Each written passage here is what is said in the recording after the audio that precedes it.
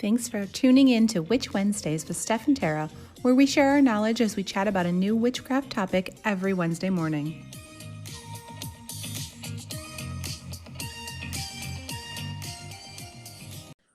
Welcome back to Witch Wednesdays. This is Steph. And this is Tara. And you are listening to episode 56 about planetary retrogrades. I'm so excited and already giggling about this one, guys.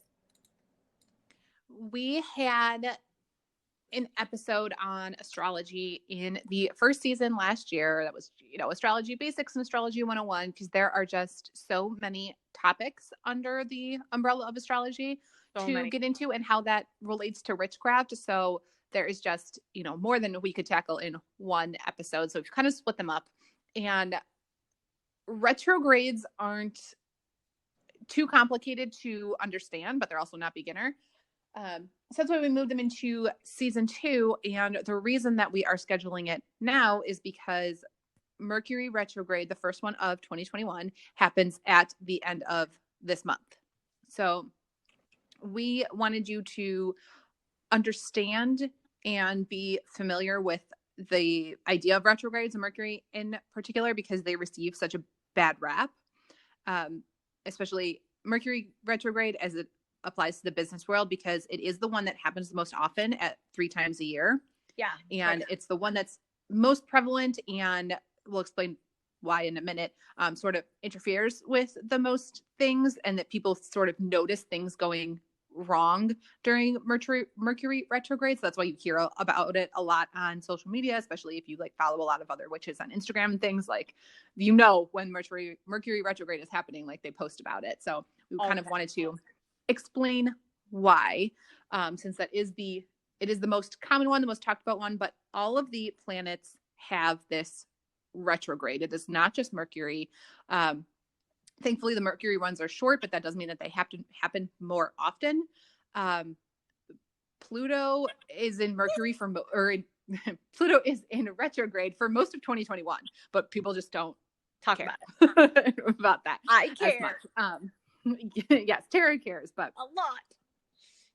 So let's just talk about retrograde in general. The term retrograde, it's somewhat deceiving because the planets don't actually move backward. No, that's guys, what you would think of. Not real. They don't move backward. Yeah, that's what you think of when you hear the term retrograde. You think that they're going reverse in their orbit, but that doesn't actually happen. They are still orbiting. It just is when a planet appears to be going backward relative to our position here on Earth. Since it's that elliptical shaped orbit to us here on Earth, it appears that they are moving backwards. So that's just what that means. So astrologically, these time periods are seen as times when the planet's energy and influence become more internalized or inwardly oriented rather than externally directed. So it's periods when we feel like we need to review our lives and reflect and, rethink the sort of direction that we're going in, our practices, our relationships, kind of turns all those things on its head, and we start to actually look at those. And then when the planet turns direct, then we move forward with new understanding and new perspective, and hopefully having addressed any sort of problem areas that were highlighted during the retrograde. So we are going to jump into each of the planets in their retrograde and tell you a little bit about what that planet sort of controls and how you can use that sort of retrograde period, and then also what to watch out for as, issues that might arise. And for the record, there are lots of places that you can find online of when the planets, each one goes into retrograde, when they come out of it. If you'd like to track that in your calendar. If you are a patron on our Patreon channel, you have already seen that, because we posted one on the very 1st of January, and we have them every first of the month throughout 2021 that has a month overview of things to plan for in your witchcraft practice. And it includes the full moon, when the new moon is, and when planets go in and out of retrograde. So if you are a patron, you already know that. And if you would like to subscribe, definitely do that, so you would know when all of these come up.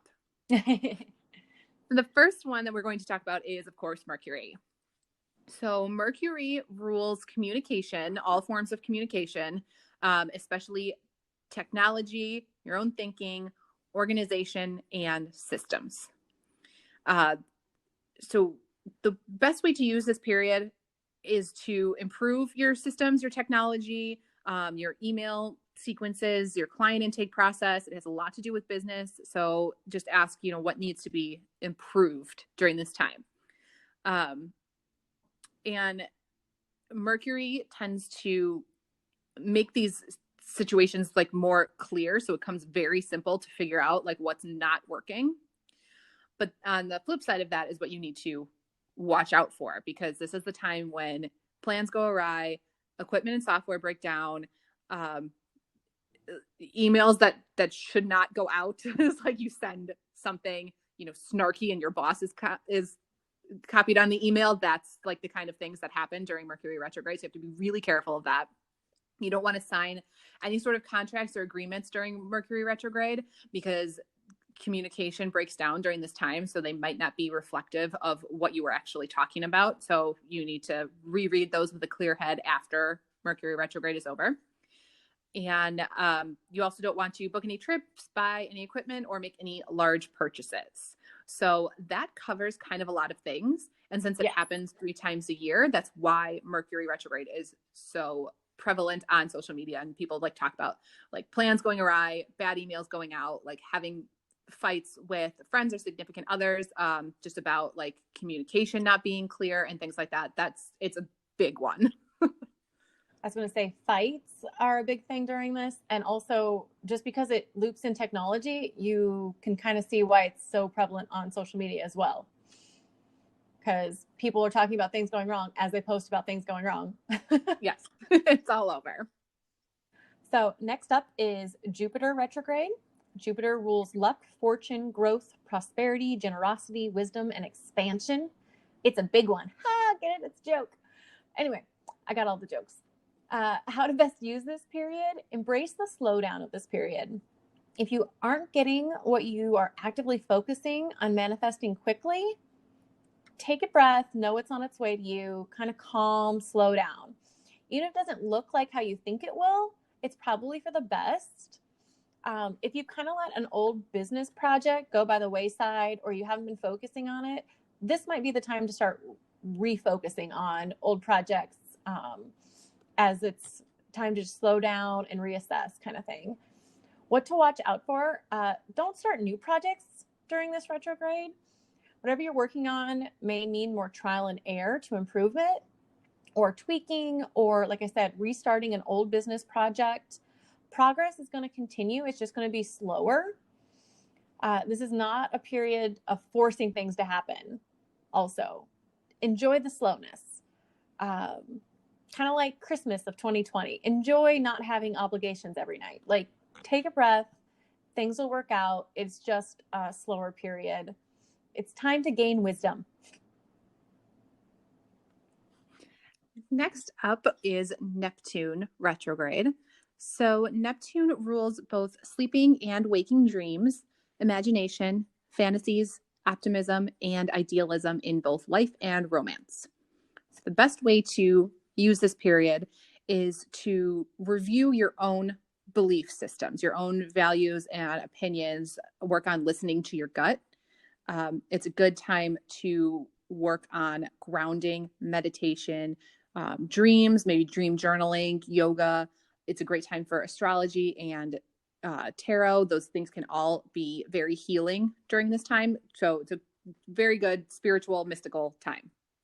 But the things you need to watch out for are an unrealistic idea of your goals, especially in business or relationships. So you may feel like you see things as you want to see them rather than how they actually are.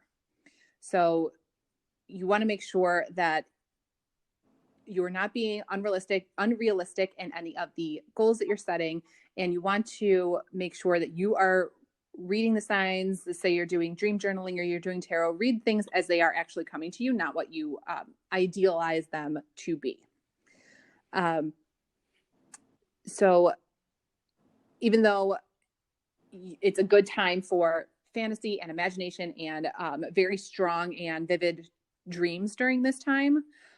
Be sure not to sort of overread those signs. Yeah. Next up is Saturn retrograde. So Saturn rules responsibility, tenacity, allegiance, limits, obligations, social expectations, building foundations, and stable futures. So this is a really good time. It gives us the benefit of hindsight. So we can slow down and regroup. It represents purpose, directions. So it's a good time to kind of set your foundation for future goals. Themes of karma and destiny are prevalent during this time. We question our lives. Are we living up to our goals? Are we living up to what we want for ourselves? This is a time of questioning and really going back to foundations. What to watch out for is don't take shortcuts during the Saturn retrograde. You might have to repeat the work if you do, or you'll even fall behind. But monitor your inner critic. Try not to place too much pressure or expectation on yourself during this period. Again, focus on foundations, not building skyscrapers. Next up is the Mars retrograde.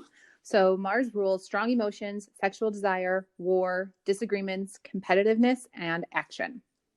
So the best way to use this period is to focus on learning how to communicate clearly, even when there is conflict and pressure. So release grudges, slow down, think through things before you respond, express your emotions and confront things that you've been avoiding, but think it through before you do that confronting work. Things that you should watch out for. Projects started during this time tend to get mixed up or not progress exactly as planned. Anything that you may have repressed or neglected could come to the surface to be addressed. And it can mean anger towards yourself or lack of self-trust. So just be aware of all of those things. Yeah. So if you're like me and you're basically a 5-year-old, get ready to giggle. It's Uranus retrograde. We literally had to restart recording, guys, because I giggled so much about this. Anyway, Uranus rules rebellion, war, revolution, change, freedom, confronting fear, speaking our own truths. It's the great awakener, much like a toddler. So giggle away. How to best use this period? It really highlights what doesn't feel aligned and where you're either holding yourself back or self-sabotaging. So be honest with yourself about who you are and what you want and where you want to go in life. Go with your hunches, intuition, but make sure you're honest. Don't let outside influences kind of influence this. You want to listen to yourself. Uranus will help clarify new directions you may want to take. So what to watch out for is following formulas, systems, or social norms. These can feel really difficult right now. Systems in business, society, politics, and even finance tend to feel suffocating during this time, especially if you're not being true to yourself. This is the time to forge your own path. This is a really great time to kind of realign projects so that they fit your goals, your life, you versus society or systems that have been in place for a long time. So this is a really great time to kind of rethink those projects and systems. Next is the Venus retrograde. So Venus rules emotions and relationships, especially as they relate to love and money. So the best way to use this period is to reflect on your relationships and your material goals. You want to heal any relationship issues or any blocks to love. You want to close old relationship wounds. And then you want to evaluate your wants and needs in terms of relationships and money and address whether those needs are being met and you're feeling fulfilled or not. Things you should watch out for are loneliness, emotions, frustrations, past memories. This is a time when old flames or relationships, could be family or friends too, that you've lost touch with, may try to reconnect. What's up next? There are a lot of repressed emotions, misdirected anger, and blame that can surface because of that. And this is also a time of breakups and soul searching. And last but no way least is Pluto, which is my favorite. But Pluto retrograde really rules our shadow side, deep-seated fears, limits our beliefs. It's the unconscious, unpredictability, change, endings and beginnings, new and old. So how best to use this period is really embrace cleaning house, as it were, both physically and emotionally, clearing your space, clearing your mind, addressing things in your personal relationships and life that maybe don't feel so great to you anymore. It's all about cleansing and detoxing. It's a great time to end things that may have become toxic and starting new healthy diet, lifestyles, relationships. This is a really great time for letting new beginnings blossom and ending things that may no longer fit you anymore. However, watch out, because some of our deepest fears can be triggered during this period. So be careful and be wary of your dark side. It really tries to show us what is working and why, but don't let your deepest fears lead to the end of something that maybe you don't want to end. Pluto tends to enact changes in our lives, whether we like it or not. So really make conscious choices for healthier lifestyles, detoxing and cleansing versus just ending things.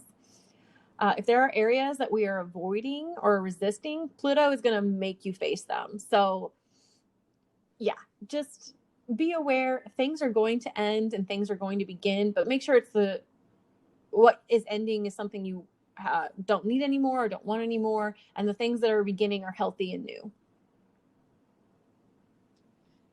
And like I mentioned, Pluto is in retrograde for like most of the year. Half this year. It's like April through October or something like that. It's a really long time. So some of those further out planets tend to have a much longer retrograde than something like Mercury. Mercury is, like 3 weeks. So it even though it comes up more often, it just seems like worse. The other planets actually go into retrograde longer. So it's just a good thing to be aware of. You might not realize how much planets affect you. It's possible that they don't affect you at all. But I mean, when you see how many people talk about Mercury retrograde ruining their plans, like it affects more than you might initially think it does. And if you have questions, maybe look at the calendar of 2020 and see kind of how your life unfolded and then what the planets were doing at that time to see if they influenced you at any big moments or big things that happened to you in the last year. It's a good way to just sort of see how the planets affect you, because some retrogrades might affect you more than others. Yeah. Especially if you are struggling in one particular area, like say you are really struggling in your love life, then Venus retrograde might affect you more than other people. So you just kind of want to be aware of when those things sort of happen and time your spell work accordingly. Because obviously all of those things that we talked about, like these planets rule these different aspects, you'll know when these retrogrades are coming up, and there is spell work for every single one of those aspects. And if there's not, you can make one up. We talked about making your own spells. So you can do spells using that planetary energy, the energy of the time. You can use, moon phases during that retrograde. You can use just symbols of that planet on your altar, or draw a symbol of that planet in your book of shadows, or on some sort of sigil or something like that. And each, we're not going to obviously get into all of those, but each planet does have its own sigils and glyphs associated with them. So while those are in retrograde, if you want to either work with the energy of retrograde or try to avoid the pitfalls that we talked about, then using spell work to sort of help you on that path is a good way to, recognize what the universe is doing right now and sort of the energies that are flowing out there. And also be aware that, as Steph said, the Pluto retrograde is going to be a huge chunk of the year. That doesn't mean other retrogrades aren't happening. So sometimes they influence each other. So maybe there's a Mercury retrograde and it's breaking a lot of your plans. But the Pluto retrograde is, they're trying to get you to address why these plans weren't a good idea in the first place, or you need new plans. So a lot of times they interact together in ways you might not be aware of until you're aware of when the retrogrades are happening. Exactly. So it's, I mean, straightforward in the sense that here are the 8 planets and here are them moving backwards and what they control. But in reality, it's a little more difficult just because there's so many things to track of how that they might influence your life. And obviously everyone is different. Like we've mentioned before, Tara is more influenced by the moon phases than I am.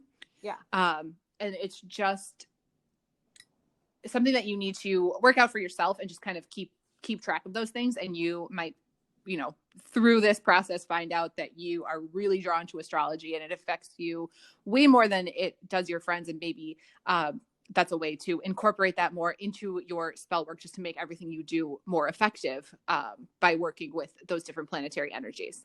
But it can be a confusing topic. So yes, hopefully you've understood what we said so far, but definitely let us know if you have any questions. Neither of us are astrology or planetary experts, but we can direct you to the right people who may be able to answer some of your more complicated questions. But definitely let us know if you have any questions, or if any particular planetary retrograde particularly influences you. Let us know. Reach out to us on Instagram or send us an email. We would love to chat. Also, this is not going to be the end of these types of episodes, just because there is so much knowledge out there. We're not experts, but we've barely scratched the surface on things that are even basic knowledge on this. So if you're still confused, don't worry. We're going to cover more in-depth stuff as time goes on, because this is just a huge topic, guys. Yeah, astrology is massive. So we're trying to tackle the topic as best as we can. Yes. Slowly we're going up the rungs of the ladder, and then we'll get to a mountaintop. Like, it's going to be huge. But anyway. That is all we have for you this week. We will see you next week for an in bulk episode. We are definitely going to continue our Sabbath episodes this year. They're just going to be a little bit different. Hopefully we can give you some different information than we did last year. So stay tuned for that next week.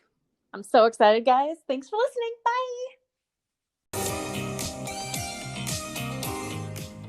Need even more witchcraft?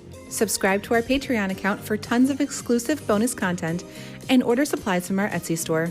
Reach out on Instagram at Witch Wednesdays Podcast or by email to witchwednesdays@gmail.com if you have any questions or comments.